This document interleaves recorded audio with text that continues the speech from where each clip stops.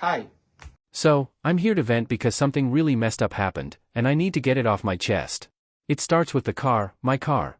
I worked my ass off for that thing, you know? Saved up for years, doing all kinds of jobs just to make sure I could buy it outright. It was mine. I felt proud, like I had finally achieved something for myself. I was home one afternoon, just chilling after a long day at work, when I get a call from my mom. She says, "Hey, I need to talk to you about something important." I figure it's about some usual family stuff, maybe my brother Kyle messing up again or something. I didn't expect what came next. She tells me that they sold the car. Not, we're thinking about selling it, but that it was already sold. I asked her why would they do that? And she goes on about how my brother was in trouble and needed help with his finances. Apparently, he couldn't make rent and was behind on bills, surprise, surprise. So, my parents, in their infinite wisdom, decided that my car would be the solution to all his problems. Now, I've always been the one who fixes things, right? I'm the responsible one in the family. The one who everyone turns to when things get rough. But this felt like a slap in the face. They didn't even consult me. No conversation, no warning. Just, hey, we sold your car to bail out Kyle. It felt like they didn't even consider how much that meant to me. All that work. All that sacrifice. Gone, just like that. When I tried to talk to them about it, they just acted like I was overreacting. My mom tried to justify it, saying they didn't want to see Kyle struggle. And my dad? He didn't say much. He just kind of brushed it off like it wasn't a big deal. I was pissed, to say the least. But I didn't show it right away. I kept my cool because, well, that's what I do, right? I'm the peacemaker. But deep down, I felt betrayed. This was something I worked hard for, and they just handed it over like it meant nothing. That night, I didn't sleep much. I just kept thinking about the whole situation. How could they do this to me? I thought about how many times I had helped them over the years. Every time something went wrong, I was the one fixing things. But this was different. This wasn't something I could just fix. The next day, I made a decision. I wasn't going to play the fixer anymore. Not for them. Not for anyone. If they could do this to me, I had to start setting boundaries. I had to start looking out for myself. I'm not going to lie, it's been hard. I felt the weight of this betrayal heavy on my chest, but at the same time, it's kind of freeing. So, I started changing things. First step, I stopped helping them out with everything. When they asked for favors, I just said no. Simple as that.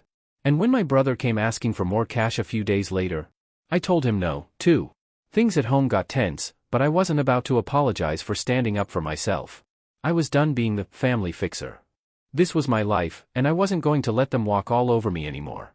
Little did I know, this would only be the beginning of what would be the most difficult and eye-opening few months of my life. So, after I decided to stop playing the role of the family's go-to problem solver, things got awkward. At first, it was like they didn't know what to make of me. I mean, I've always been the one they could count on. Whenever something went wrong, I was the guy they called. But now? I wasn't doing it anymore. I remember the first time they really tried to push me again. It was a week after the whole car situation, and my mom calls me, all sweet, saying, "Hey, can you help us with something? We need your car to run an errand for your aunt." I almost laughed. Like, really? My car? I asked her if she'd forgotten that it was sold, and she just gave me this awkward silence on the other end of the line. I could tell she didn't expect me to be so blunt. "No, I can't help you," I said, just like that. And then I hung up. I didn't even wait for her to come up with some excuse. It felt good, honestly. It felt like I was finally putting my foot down after years of letting them treat me like I was just there to do their dirty work. But the tension didn't stop there. It wasn't just with my mom. My brother Kyle started acting weird, too. He was pissed, obviously, and kept throwing little digs at me. He'd casually mention things like, "Man, must be nice to just have a car," or, "Guess you don't need to worry about my problems anymore, huh?" The snark in his voice was unmistakable. It hurt, honestly. It wasn't like I didn't want to help him. But it wasn't right. What they did to me, what they took from me, it wasn't okay. And yet, it felt like they still thought I owed them something. That I should just forget how they betrayed me and keep helping them out like I always did. But I wasn't going to let that slide anymore. One day, a few weeks after the car incident, I walked in on my mom and dad talking about finances. I didn't mean to overhear, but I heard them mention something about making sure Kyle doesn't get too far in debt and how they still had the option of selling something else if things got tighter. I could feel the anger bubbling up inside me, but I didn't say anything. Not yet. That night, after dinner, I pulled my mom aside. "I heard you two talking," I said. She looked a little caught off guard. "You think you're going to sell more stuff to help Kyle?" She froze for a second before responding. Well, if things get bad. I didn't let her finish. No. Absolutely not. You're not selling my stuff again to help him. I'm done being your backup plan. It was like a switch flipped in her eyes. She looked at me with this mix of disappointment and confusion. But we're just trying to help him. You're the one with the job, the stability. I'm not doing it anymore, I cut her off. I worked hard for everything I've got. I'm not here to pick up the pieces every time Kyle makes a mistake. That was the moment I saw it. My mom was shocked. And I knew then that my decision to stop enabling them was going to be harder than I thought. They'd always seen me as the responsible one, the dependable one. But I wasn't that anymore. The next few days were filled with the cold silence you get when people don't know how to react to you standing up for yourself. My dad didn't say much. He never does. But I could tell he was frustrated. And my mom? Well, she just kept looking at me like I'd betrayed her. I noticed my brother Kyle wasn't speaking to me much either. He'd always been the entitled one, always expecting me to fix his problems. Now, he just ignored me.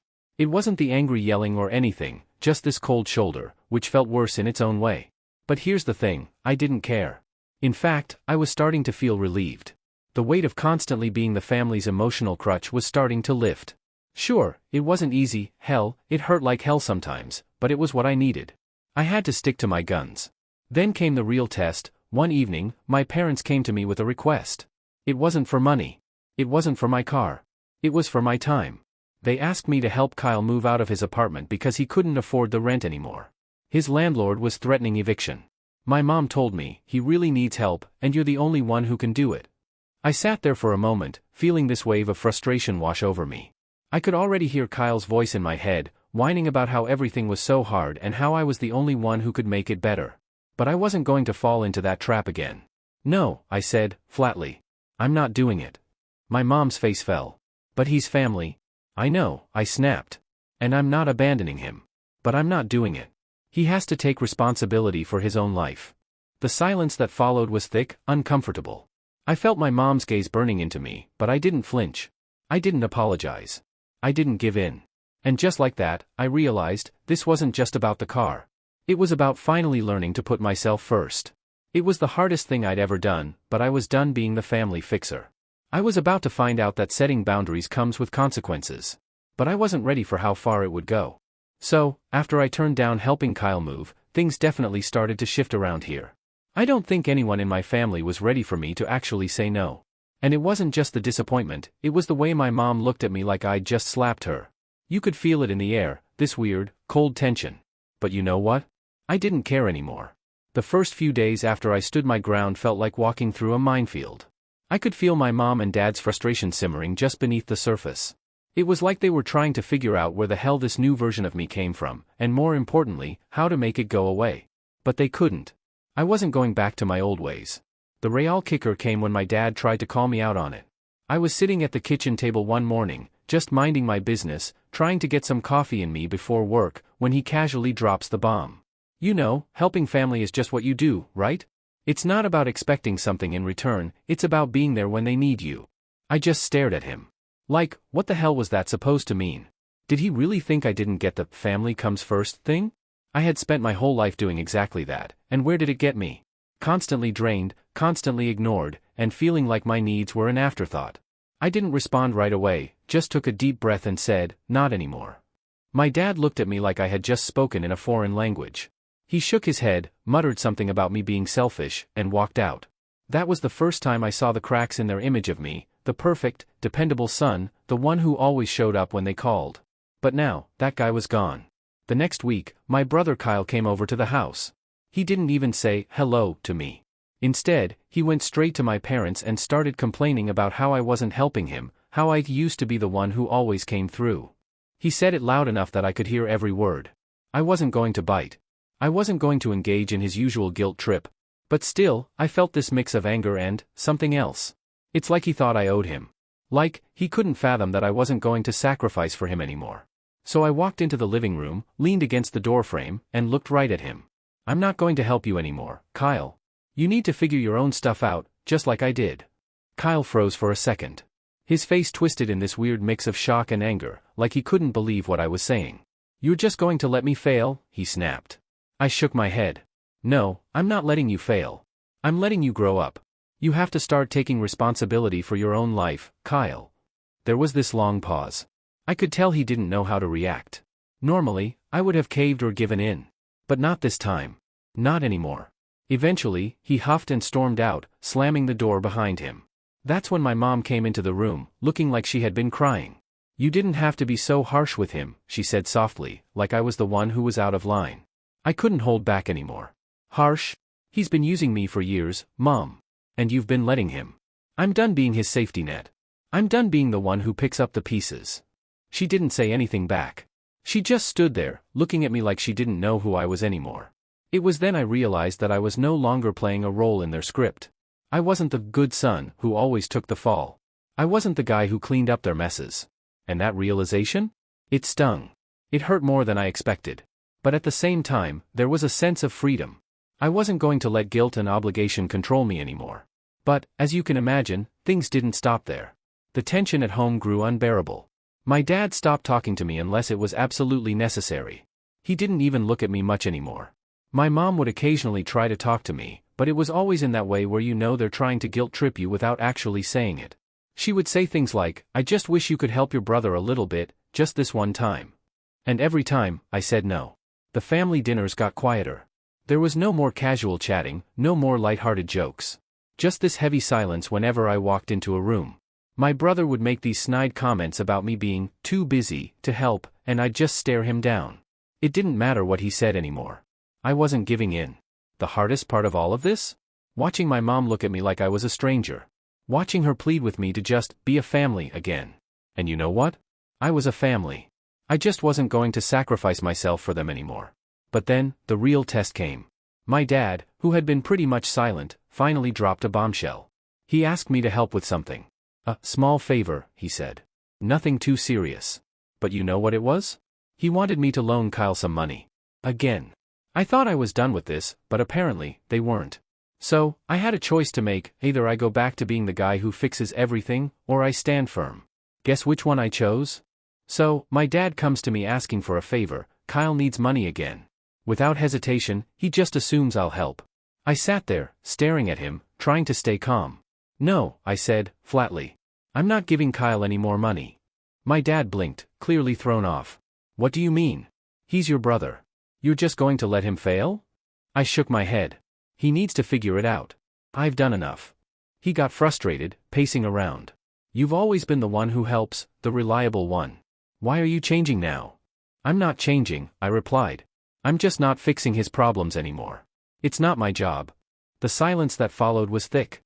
My dad didn't say much after that, he just left the room, clearly upset. But I felt a weight lift off my chest. I wasn't going to let guilt drive me anymore. The next few days were tense. My dad barely spoke to me. My mom tried to guilt trip me, and Kyle? He was furious. He came over, demanding I help him again, throwing out lines like, you used to be there for me. But I stood firm. I wasn't going back. It wasn't easy, but I couldn't keep enabling him. Then, my mom came to me, pleading for Kyle. Please, he's your brother. He needs you, she said, her eyes full of desperation. I didn't flinch. I'm not helping him anymore. I'm done. Her face fell, and she didn't say anything else. The family dynamic was shifting, and it wasn't pretty. But I knew, deep down, this was the only way they'd learn. It was hard, but I wasn't going to be their fixer anymore. Kyle stormed off, and I realized just how much I'd changed, and how much they depended on me for everything. But I wasn't going back. So, after everything went down with Kyle and my parents, I figured things would cool off eventually. I was wrong. The tension at home just kept escalating, and I could feel it in every conversation. The worst part? It felt like my family was treating me like the enemy. One evening, after a long day at work, I came home to find my dad waiting for me in the living room. He had this look on his face like he'd been stewing over something for hours. I could tell it wasn't going to be a casual conversation. Sit down, he said, motioning to the chair across from him. I didn't want to, but I did. I've been thinking, he started, and I realize you think you're doing the right thing by not helping Kyle. But you're wrong. I blinked, trying to stay calm. How am I wrong? He leaned forward, eyes narrowing. You're pushing him away. You're making him feel like he has no one. That's not what family does. You've been a part of this family for years. And now, you're just leaving him to fend for himself. I couldn't believe what I was hearing. Leaving him to fend for himself? Was he seriously saying that after everything Kyle had done? No, Dad, I said, voice steady but firm. I'm not leaving him. I'm teaching him to take responsibility for his own life. You've always bailed him out, and look where it's gotten him. He's never learned anything. My dad sat back, clearly taken aback. For a moment, it seemed like he didn't know what to say. But then he threw out the one line that broke me. You used to be different. You used to care about family. It hit me like a punch in the gut. Used to care about family? What was he even talking about? I had spent my whole life bending over backward for them, and now, I was the bad guy. I could feel my chest tighten, but I didn't let him see how much it stung. I still care about family. But not at the cost of my own sanity. Not if it means always being the one who cleans up the mess. My dad didn't respond right away. He just stared at me, the disappointment in his eyes clearer than ever. I couldn't bear to stay there any longer, so I stood up and walked out, leaving him sitting there in the silence. That night, I didn't sleep much. The words my dad said kept playing over and over in my head. You used to care about family. It was like a weight in my chest. But I wasn't going to change. I couldn't go back to being the person they expected me to be. The next few days were rough. My mom barely spoke to me. Kyle kept trying to guilt-trip me, asking me why I didn't care about him anymore, why I was so cold. But it wasn't about not caring. It was about me finally caring about myself for once. I kept saying no, over and over, and each time it felt like I was chipping away at something. But the hardest part? Watching them treat me like the villain. I wasn't the villain. I was just done being the fixer. Things just kept getting worse at home. Kyle kept pushing, my parents kept making me feel like I was the bad guy, and the whole place felt suffocating. I thought it might settle, but it didn't. Then, one day, everything hit the breaking point. I came home from work to find Kyle sitting at the kitchen table, and my parents with him. I already knew what was coming. Can we talk? My mom asked, looking at me with that familiar worried look. I sat down, but I wasn't in the mood to argue. Your brother needs you, and you're shutting him out, my mom said. No, I said firmly, I'm not shutting him out. I'm teaching him responsibility. You keep bailing him out, and he's not learning. Kyle snapped, I'm struggling, and you don't even care about family anymore. I stared at him, trying to stay calm. I do care about family. But I'm not going to fix everything for you anymore. You need to figure it out. Then my dad spoke. You've changed. You're not the same person anymore. The words hit hard. I'm not the same because I'm not fixing your problems, I said. I stood up, grabbed my things, and walked out without another word. I couldn't stay there anymore, trapped in that toxic cycle.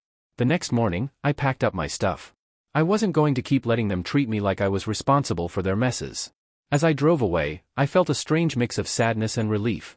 Leaving my family felt like a loss, but it also felt like I was finally living for myself. The burden had been lifted, and for the first time in a long time, I was free. So, I left. And it wasn't like I had some big, dramatic moment where I felt instantly liberated. The reality of leaving hit me pretty hard. The first night, I stayed with a friend. It felt strange to sleep in someone else's house after years of being at home, but also kind of peaceful. The constant tension was gone. But of course, the next day, it wasn't that simple. My phone blew up with messages, texts from my mom, from Kyle, even a voicemail from my dad. They were all reaching out, asking where I was, why I left, and trying to convince me to come back. They wanted to fix things. I didn't respond right away. I needed space. But eventually, I did send my mom a text, something simple, I can't keep doing this. I need to live my life for me now. I don't know what I expected, maybe some understanding, maybe them finally seeing my point. But what I got instead was disappointment and guilt. My mom said she didn't know who I was anymore, and my dad's message was colder, just saying, you're making a mistake. Kyle, of course, was furious. I expected him to be, but it still hurt to see him lash out. He sent a few texts saying I'd abandoned him and that I didn't care. But I didn't let it get to me. I couldn't. As the days went on, I started to settle into my new life. I found a small apartment, got a routine going, and even started enjoying the quiet. For the first time in ages, I didn't feel like I was constantly putting everyone else's needs ahead of my own. But then, out of nowhere, my mom showed up at my place. She didn't knock. She just stood there on the doorstep, looking like she had been crying. I was caught off guard, but I let her in. She apologized, but it wasn't one of those full apologies. She said she was sorry things got this far, but it was clear she still didn't fully understand. It wasn't just about the money or the car, it was about how they'd treated me all these years. But I didn't have the energy to explain all that again. I can't come back, I told her. I can't keep doing this. She nodded, though it was clear she wasn't happy about it. But she didn't push it. We sat there for a while in silence, both of us uncomfortable, until she finally left. That night, I felt a little lighter. I knew I had made the right choice, even if it meant breaking apart the family I'd known my whole life. It was hard. But I couldn't keep living for them. I was starting to realize, this was just the beginning. The real healing would take time, but at least I was on my way. After my mom came by, I thought things might settle down a bit. I figured, maybe, they'd give me some space and let things cool off. But no, the silence didn't last long. My phone started ringing again. This time, it was from Kyle. I hadn't heard from him in a few days, but I knew it was coming. I hesitated before picking up. I wasn't ready for more guilt trips or anger, but I knew I needed to at least hear him out. "Where the hell are you?" he asked as soon as I answered. "No, hey, how's it going?" Just straight into it. "Mom's a wreck, Dad's pissed, and you're just gone. You really couldn't just stick around and help out?" I took a deep breath, keeping my voice steady. "Kyle, I told you. I'm not doing this anymore. I can't keep cleaning up your messes." He went silent for a moment, then shot back, "You're acting like I'm some kind of burden. I'm your brother. You don't just abandon family like that." I could feel my patience starting to slip, but I stuck to my boundaries. "I'm not abandoning you. I'm teaching you to stand on your own 2 feet. You'll be fine." There was a long pause before he muttered something under his breath. I couldn't make out the words, but it sounded like he was choking back frustration. "Whatever," he finally said. "You'll see. You'll regret this." I didn't respond to that. There was nothing more to say. I wasn't going to apologize for taking care of myself. The conversation ended there, but I felt a strange mix of relief and guilt. I didn't want to hurt him, but I couldn't let myself get dragged back into the same toxic cycle. The next couple of weeks were quiet, and honestly, I was starting to get used to the silence. But then, one day, I came home from work to find a letter slipped under my door. It was from my dad. I opened it carefully, and inside, he'd written a long message. He said a lot of things, mostly about how he was disappointed in me and how I'd broken the family apart. He mentioned how much he missed the old me, the one who always helped out and didn't cause trouble. But in the middle of the letter, something caught my eye. He said, "I've come to realize that maybe I've been wrong. Maybe you needed to learn how to set boundaries all along." That hit me hard. My dad had never been one to admit when he was wrong, let alone say something like that. But even with that small piece of understanding, it didn't change the fact that the damage had been done. I couldn't go back. I sat on the floor for a while, thinking about everything. The guilt still lingered, but so did the sense of relief. I had finally put myself first, and I wasn't going to let anything pull me back into that old pattern. The weeks after the letter from my dad were quiet. I kept doing my thing, working, going to the gym, hanging out with friends. It felt like I was finally settling into this new life, where I didn't have to worry about constantly being there for everyone else. But just when I thought things were starting to get easier, something unexpected happened. I got a call one afternoon, and when I saw the caller ID, I didn't recognize the number. I debated not answering, but something told me to pick up. "Hello?" I said cautiously. "Is this my name?" a calm voice asked on the other end. "Yeah, who's this?" "This is your mom," she said. My heart sank. I wasn't sure how to respond. It had been a while since I'd heard from her directly. I stayed quiet for a second. "What's going on?" She sighed deeply, and then, unexpectedly, she said, "I've been thinking a lot about what you said, about boundaries. I realized I've been too much, and I wasn't seeing what you needed." It was like a wave of shock hit me. Was my mom really admitting this? Was she actually seeing me? "I'm sorry," she continued.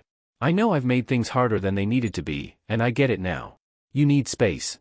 You need to live for yourself." I sat there, almost speechless. For years, my mom had been the one to call the shots, making decisions for me without asking.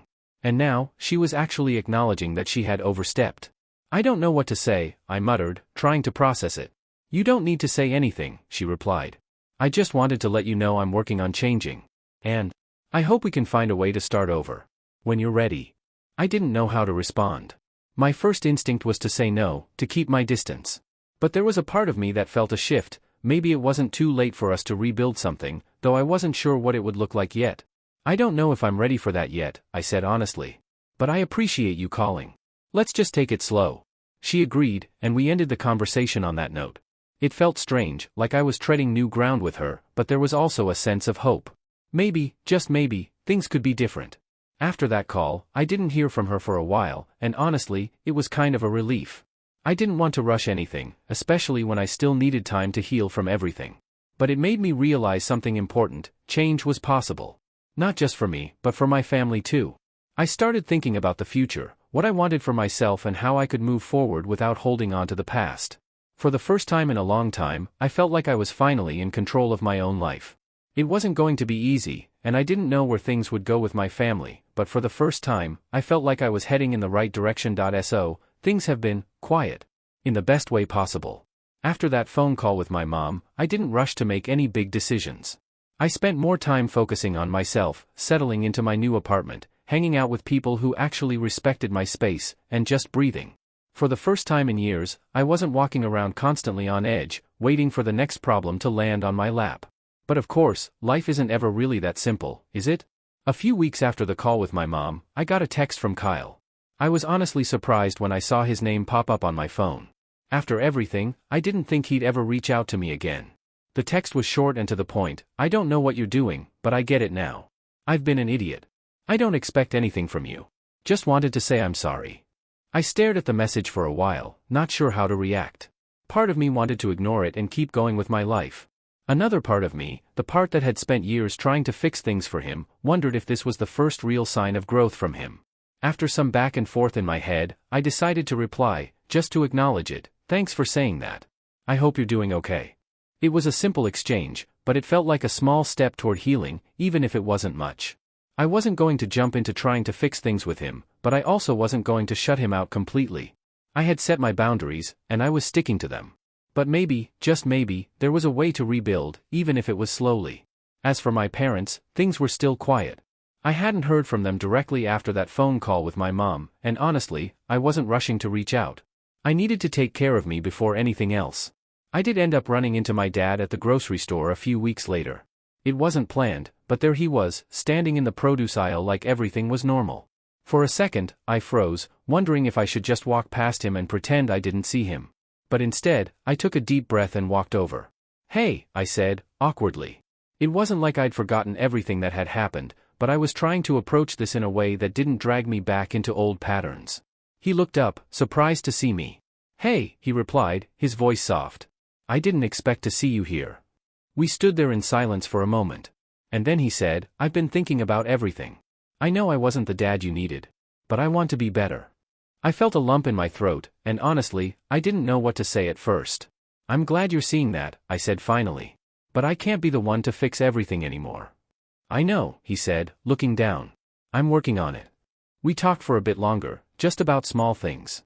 It wasn't some big emotional reconciliation, but it was a step in the right direction. I didn't feel like I had to carry all the weight anymore.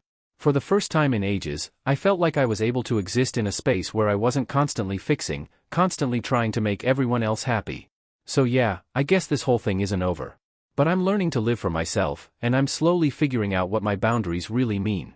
I don't know where things will go with my family, but I'm not going back to who I was. This is my life now, and I'm finally living it on my terms. It's scary, but it's also freeing. I'll keep you updated. I don't know exactly what's next, but for once, I'm okay with that. Bye.